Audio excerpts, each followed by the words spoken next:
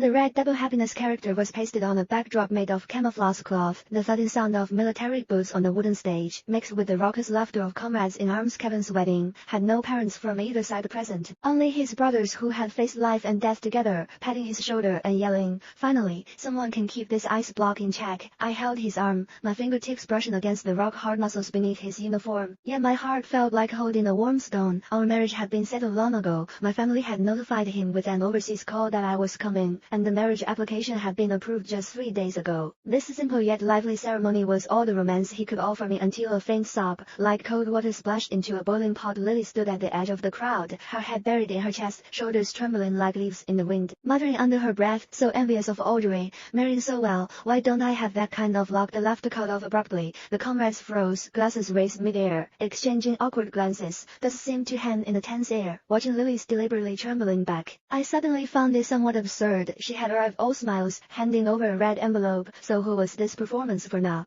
I stood on my tiptoes, hooked my arm around Kevin's neck, and planted a kiss on his cool cheek. His body stiffened slightly, but his ears flushed crimson at a visible speed. Then I turned to Lily, a bright, blatant smugness curling my lips. "Yes, I am truly lucky. Kevin excels in his career, is handsome, and even his physique is more impressive than anyone else in your unit. Only someone with my kind of luck could hold him firmly in my hands." After saying this, I wrapped my arms tightly around his waist, my fingers giving a light pinch at his side, looking up into his eyes. My voice was sweet yet barbed. "Right, Kevin?"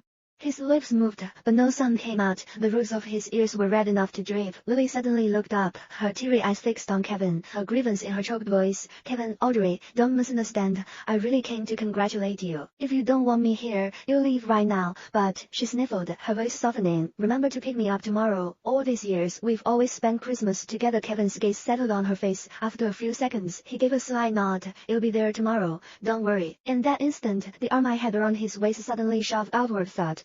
Kevin lost his balance and landed heavily on the ground, his camouflage pants smeared with dirt. Comrades gasped in shock, Lily's sobs ceased abruptly, and everyone stared at me, dumbfounded. I stood rooted to the spot, the smile gone from my face, replaced only by coldness. "Spend Christmas together." My voice wasn't loud, but it pierced the silence like a needle. "Kevin, did you forget? Tomorrow is our first day." As newlywed sunlight filtered through the gaps in the tent, falling on his flushed ears, Lily's pallid face, and my tightly clenched fist, the surrounding air solidified like ice. No one dared to speak. This wedding had been laced with thorns from the very beginning, and I was never one to swallow my grievances in silence.